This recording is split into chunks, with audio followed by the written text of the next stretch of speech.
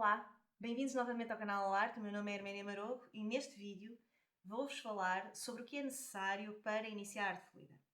A arte fluida não é mais do que uma técnica de derramamento de tinta acrílica sobre uma superfície plana, que normalmente é uma tela, e que permite resultados realmente fabulosos. Vai haver vídeos, nomeadamente sobre tintas, nomeadamente sobre médios, sobre a forma de preparação das tintas, as diferentes técnicas, mas cada um especificamente sobre cada tema, para não se tornar tão complicada a tarefa de entendimento de início da arte fluida. Não tenham receio, porque na verdade não é complicado, mas o que é necessário, e isso sim, seja qual for a técnica, que tenham os materiais básicos, essenciais. Existem alternativas também, boas, lindas, maravilhosas, grande parte delas não disponíveis em Portugal e utilizadas nos tutoriais que vemos na internet e que estão disponíveis com cores e resultados realmente fabulosos, mas que aqui, apesar de não termos essas condições, porque o nosso mercado ainda é muito limitado, consegui, julgo eu, alternativas que nos permitem de forma se calhar não tão deslumbrante, mas seguramente muito interessante, resultados fabulosos. Por isso, vamos lá falar sobre os materiais que são essenciais para iniciar a técnica da arte fluida. Vamos falar de materiais. Seja qual for a técnica que optem por fazer, os materiais são sempre os mesmos. A única coisa que pode mudar é o médio que usam. Mesmo aqui podem optar por utilizar o mesmo médio sempre, se se sentirem mais confortáveis e atingirem os resultados que pretendem. Mas as tintas, atenção, podem comportar-se de forma diferente conforme os aditivos utilizados. Então, para iniciar, o que vão precisar, independente da técnica, é o seguinte. Primeiro, uma superfície plana onde façam o seu derramamento acrílico. Pode ser uma tela, pode ser vinil, pode ser madeira, o que for. Normalmente é uma tela, seja qual for o tamanho. Depois precisamos de tinta. As tintas podem ter vários tipos de consistência. Podem ser tintas de corpo pesado, podem ser tintas de corpo macio e podem ser tintas fluidas. Podem ainda ser tintas de pigmento, que é o caso destas tintas em pó. A consistência das tintas é muito importante na preparação e daí eu ter dito que existe um vídeo específico de preparação de tintas e também sobre tintas. Depois das tintas, precisamos de ter médios. O que é que são médios?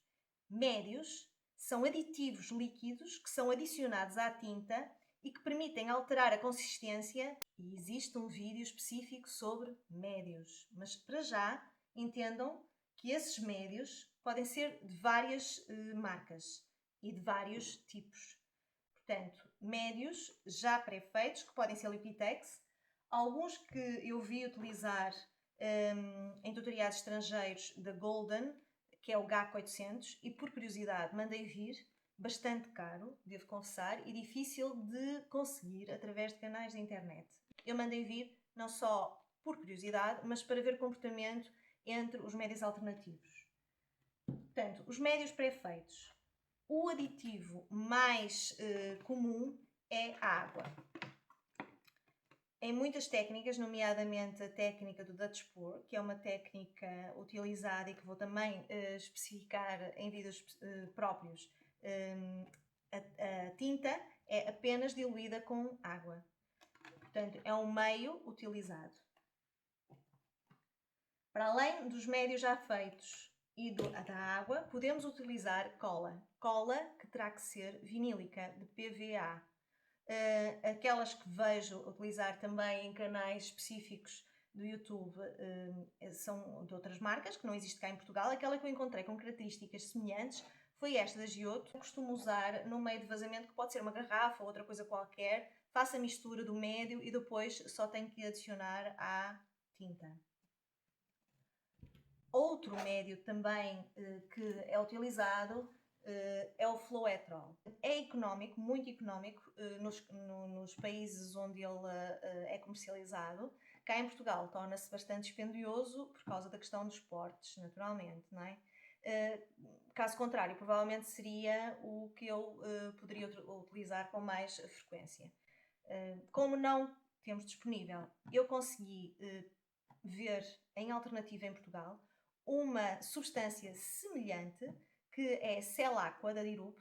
Eu peço desculpa porque não tenho, eu vou deixar a imagem no canal, mas neste vídeo quero dizer, peço desculpa, mas fiz o vazamento para uma garrafa de água normal e que tem uma consistência e uma cor muito semelhante ao Floetrol.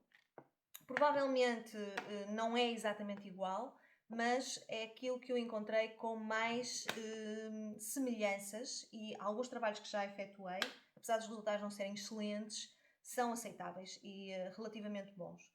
Já falamos da tela, das tintas e do médio. Para além disso, precisamos de copos, meios de vazamento. Eu tenho em 3 tamanhos: grande, médio e pequeno. Estes copos eu utilizo os mais pequenos para fazer as misturas das tintas, principalmente das tintas que não são as tintas de base. São mais fáceis e normalmente evitam o desperdício, portanto são aqueles que eu utilizo com mais frequência. Os médios, o tamanho médio, serve para fazer vazamentos das várias tintas e depois derramar sobre a tela. E os grandes, por norma, são aquele que eu utilizo para fazer as tintas para a base, que normalmente é feita com maior quantidade de tinta. E por isso é utilizado um recipiente um bocadinho maior, que são este tamanho. É fácil de adquirir, relativamente económico. Muito embora os de plástico, hoje em dia, como sabem, por questões ambientais, cada vez mais são difíceis de encontrar. Eu tenho por hábito preservar o máximo que consigo todos os materiais que eu utilizo, reutilizando sempre que os uso. Depois precisamos, além dos copos, de espátulas. Existem também à venda com muita facilidade e verdadeiramente económicas. Esta aqui é pequenina porque também era de um gelado que meus filhos comeram e portanto eu reaproveitei. E esta outra foi adquirida, portanto a espátula é essencial para a diluição das tintas. Qualquer uma delas ou outra forma qualquer que tenham que sirva para mexer, colher, eu não acho que seja tão prático, mas a espátula. Depois precisam de fita adesiva. Esta fita adesiva não é essencial, mas é muito útil. Que serve, basicamente, na maioria das situações, para garantir que a parte de trás do quadro fique protegida contra o derramamento. Porque quando a tinta é derramada sobre a superfície, o que acontece é que ela vaza para a parte interna e acaba por danificar e não ficar tão bonito. Também é muito importante que tenham estes pinozinhos. Existem em tamanho maior. Eu confesso que ainda não adquiri, mas é um dos investimentos que vou fazer em breve quando for a lojas da especialidade. Normalmente são aquelas lojas de material escolar. Estes pinozinhos são essenciais para colocar atrás do quadro e para isso precisam também de ter um martelo. E devem pregar atrás do quadro para que ele fique separado, portanto, da superfície e permita que a tinta vaze sem ficar colada à mesa de apoio que tenham ou à superfície que tenham de apoio. Pode não ser uma mesa, pode ser uma outra coisa qualquer. Portanto, estes pinos são essenciais. Portanto, fita cola para proteção da parte de trás, fita cola, pinos e o martelo. Também é importante ter uma espátula. A espátula é muito importante. Apesar da tinta fluir muitas das vezes e não ser necessário qualquer ferramenta adicional para ela cobrir toda a tela, às vezes, tendo em conta o tamanho da tela e às vezes a tinta não ficar tão fluida quanto é desejável, ter uma espátula para fazer a distribuição da tinta, digamos. Também é importante que tenham a consciência de que muitas vezes a tinta sobra e como tal é importante guardá-la para situações que podem deitá-la fora se optarem por isso, não é? Eu normalmente guardo a tinta que me sobra e por isso é importante terem um meio de vazamento que vos permita preservar a tinta. Podem ter deste tipo, podem ter deste tipo ou de outro qualquer equiparado. Este aqui é muito útil, principalmente nas tintas que vocês utilizem com mais frequência, porque depois vos permite uma utilização com mais controlo, digamos assim. E ela fica muitíssimo bem preservada, dura meses a ficar deteriorada. Seja como for, há tintas que são preparadas em quantidades muito pequenas que o justifiquem a utilização do meio de vazamento deste. E, portanto, às vezes isto é melhor, a solução melhor, ou então um bocadinho de película aderente que feche o copo e que evite que o ar acabe por deteriorar a tinta. Para além disso, precisam de uma torcha. A torcha serve para, depois da tinta ter sido derramada, para queimar as bolhas de ar que possam surgir, como muitas vezes acontece. Essencial. Papel. A tinta fluida suja muito. Mesmo muito. E, portanto, é importante terem a vossa bancada sempre o mais limpa possível. Portanto, o papel é essencial não só para as mãos, mas para alguma coisa que possa, entretanto, surgir e que seja necessário limpar. Para além de tudo o que vos mostrei, luvas. Eu aconselho sempre a utilização de luvas. A maioria das vezes eu tenho sempre as mãos num miserável estado, porque por facilitismo nem sempre as coloco. E, portanto, acabo por me arrepender, porque a tinta suja tudo e depois é mais difícil de limpar. Por isso, aconselho a utilização de luvas.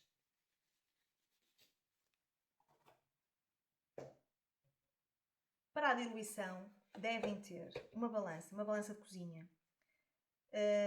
Na maioria das situações eu faço as misturas a olho, mas é importante terem uma balança, porque se quiserem fazer as diluições rigorosamente, com uma balança é sempre mais fácil de fazer as proporções. Uma balança. Essencial é também um secador de cabelo. O secador de cabelo, principalmente para a técnica do Dutch Pour, que é aquela que é utilizada com água e que é basicamente aquela que se utiliza com mais frequência para que as tintas possam ser sopradas, digamos, da tela. O secador de cabelo é essencial. Podem utilizar qualquer um, desde que tenha o controle da velocidade e tenha também um dispositivo de saída de ar controlado. Este aqui não tinha, eu perdi-o, não faço ideia onde é que eu coloquei e acabei por criar aqui uma situação provisória, mas que me permite que o ar saia de uma maneira direcionada e permita a utilização da tinta ou a distribuição da tinta de uma forma mais controlada. Aditivos que possam ser utilizados para além dos médios é, por exemplo, o silicone. O silicone, o que eu aqui tenho, é um silicone em óleo, não é? Que é utilizado especificamente com características específicas para pintura fluida. Este é da Cadence, foi comprado numa loja de especialidade e o que ele permite fazer, basicamente, é criar células. Através da silicone consegue-se que a tinta se comporte de tal forma que ela começa a criar células. Contudo, como é oleoso, não é? Tem óleo associado, depois, mesmo para o envernizamento, é necessário que se limpe muito bem depois de seco, para que, por exemplo, o verniz, caso se pretenda envernizar no final, adira, porque, por norma, a utilização de silicone faz com que, depois de seco, não haja essa adesão. Ou há muitos artistas que optam por não utilizar silicone e utilizar aditivos nos médios, por exemplo, que permitam, por exemplo, o floetrol faz com que as células apareçam, por exemplo, e muitas vezes os médios já pré-feitos também proporcionam o aparecimento de células. O mesmo acontece, por exemplo, com a água, ou se acontece é com menos frequência, e a cola PVA também com menos frequência. Contudo, podem sempre utilizar o silicone. Outra coisa que também precisam de ter é isolamento. Precisam de ter plásticos para isolar a bancada onde estão a trabalhar. A superfície onde trabalham tem que ser obrigatoriamente plana, para que a tela onde está pousado o vosso trabalho não oscile e que a tinta, ao fluir, flua de uma forma perfeitamente uniforme.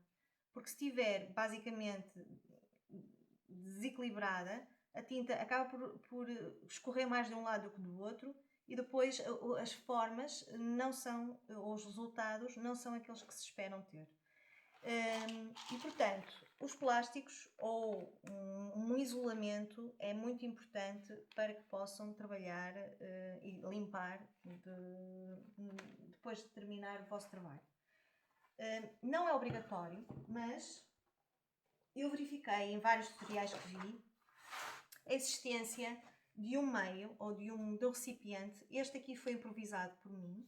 É um cesto daqueles de roupa, porque não consegui encontrar o recipiente específico de forma a colocar os trabalhos e que eles fiquem efetivamente planos, mas improvisei isto, coloquei aqui, não sei se conseguem ver, mas coloquei, vou tentar retirar, apesar de que foram 2 paus de madeira que ficaram presos aqui nestes buraquinhos, estão a ver? 2 barras de madeira, mas podiam ser de metal ou outra coisa qualquer, que ficaram presos nestes buraquinhos e que permitem que eu depois consiga colocar a minha tela em cima e que a tinta acabe por escorrer aqui nesta superfície e depois seja mais fácil a limpeza do que propriamente sobre uma superfície onde depois eu terei que limpar com papel, ou substituir plástico, enfim, tudo isso. Por isso, basicamente, isto é improvisado, não é aquilo que eu gostaria, até porque o tamanho não me permite a utilização em telas grandes.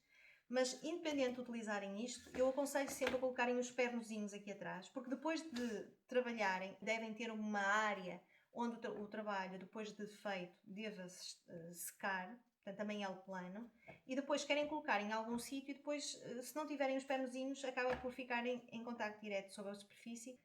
Isto é alternativo, não é obrigatório, mas eu acho que dá e para mim tem-me dado imenso jeito. Se conseguirem encontrar uma maior, depois não se esqueçam de me avisar, porque eu também gostaria de adquirir. E pronto. Na verdade, é isto que é necessário. Poderão adquirir outros materiais para além destes. Como disse, existem imensos disponíveis nas lojas da especialidade, mas isto é o essencial. Espero que tenham gostado deste pequeno tutorial, onde vos tentei transmitir o que é necessário e essencial para iniciar em arte fluida. Se gostaram deste tutorial, por favor, carreguem no sininho e no like. Beijinhos e até ao próximo vídeo.